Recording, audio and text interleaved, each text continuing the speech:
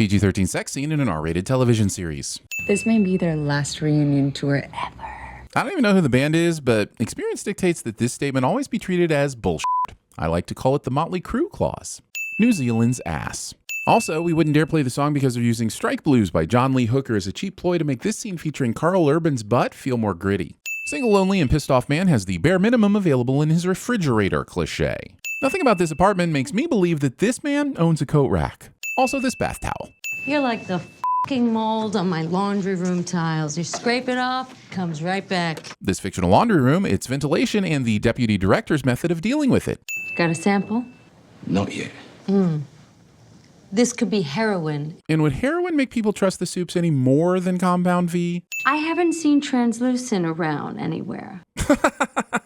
Writers really made Jennifer Esposito deliver this f***ing line with a straight face. Wherever he's going, it's around there. Because every time he leaves with a V, he comes back with the sesame noodles. Underestimating how much A-Train likes noodles and not thinking that a guy who can run that fast might make a detour across town to get his favorite dish. Well, you and your dearly departed landlord are going to find yourselves on Pornhub in the fatal cunnilingus section. Nope, not looking that one up. Don't want to end up on a list. Let's just agree that it's sinful and hope that this universe's Rule 34 administrator wasn't paying attention to Butcher just now. Also, the writers want us to believe that Butcher comes up with these lines on the spot and hasn't been workshopping them for weeks at open mic nights. You know I'd much rather be at home rubbing on them toes than out here breaking up yard fights. And now we all know as well.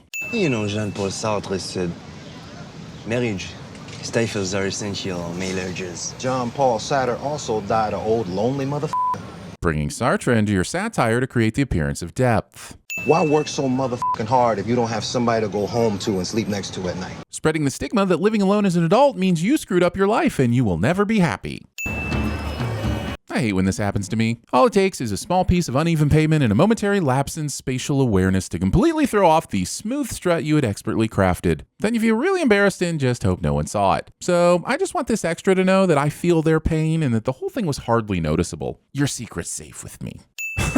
This is the same guy we saw a few seconds ago with a paper bag instead of a coat. Is there some lazy programming going on in this simulation? Is this guy just grabbing all the screen time he can? Or is the route and events of his story much more interesting than the show is letting on? I think we should let her go. I would say episode has time for this, but at least this episode won't spend a good portion of its running time showing Frenchie fighting his own morality and dealing with his past when it comes to how to handle the Kimiko problem, right? Right? Where would that Carnival cruise ship be without you? At the bottom of the ocean, where it belongs. Sorry, I had a bad experience at the buffet once.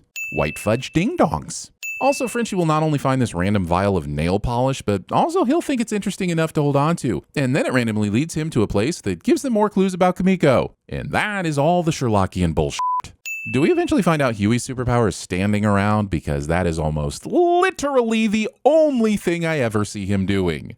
No one will be seated as Frenchie finds the partially retreat ticket of convenience. You need to unclench your asshole. Butthole orders. You need to eat my clenched asshole. Culinary butthole orders. You can't operate on foreign soil, but a plane hijacked over international waters. If you intercept, no one will protest. If you bring those passengers back alive, not one congressman will have the balls to vote against our bill. But why exactly would this be so influential? It's not like people aren't aware of the Supes' capabilities. They have a whole marketing department for the sole purpose of everyone knowing about them and what they can do. So why does it matter that this particular tragedy is over international waters?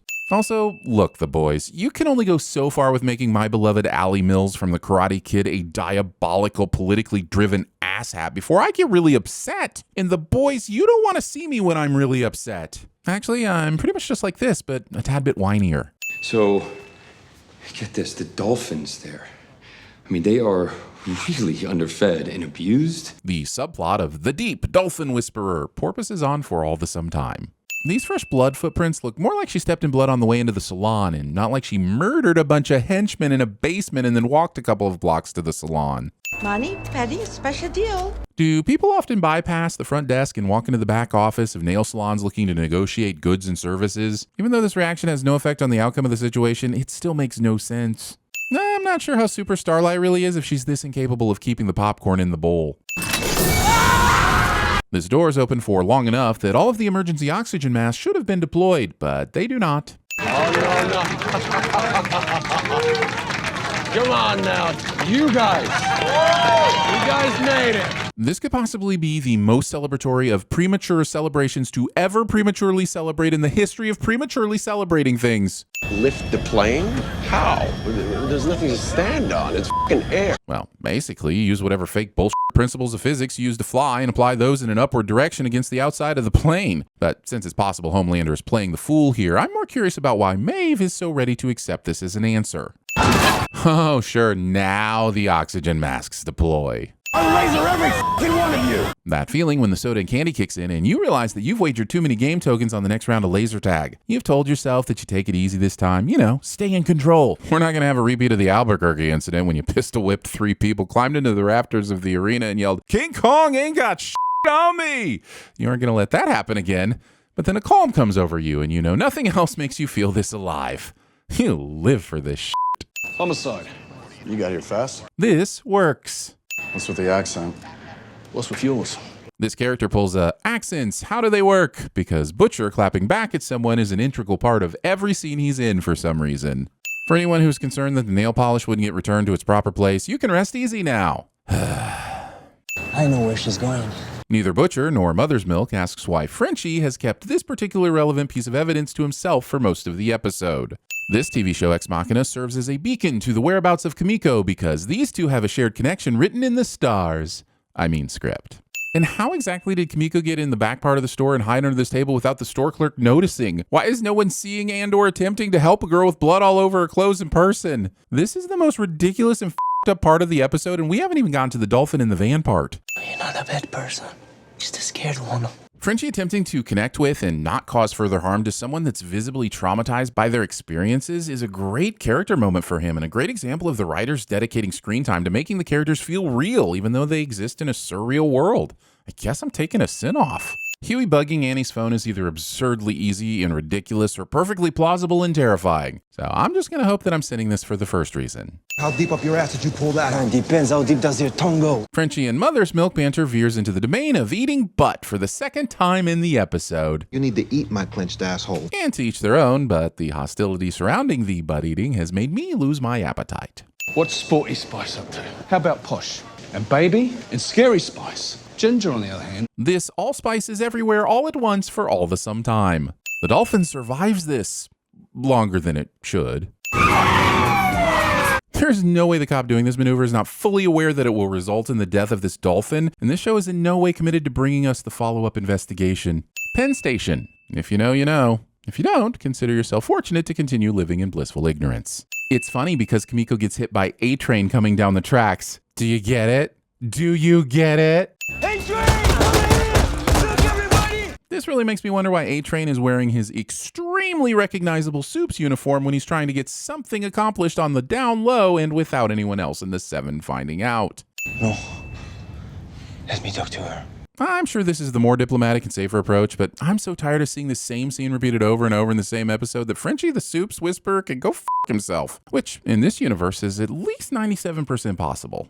What if she's a Spice Girl? Then she would really want to zig-a-zig-ah, or so I've heard. Unfortunately, we all now know way too much about masks to believe that these two covering their faces with a handkerchief or shirt would be sufficient in preventing them from being gassed as well. Homelander.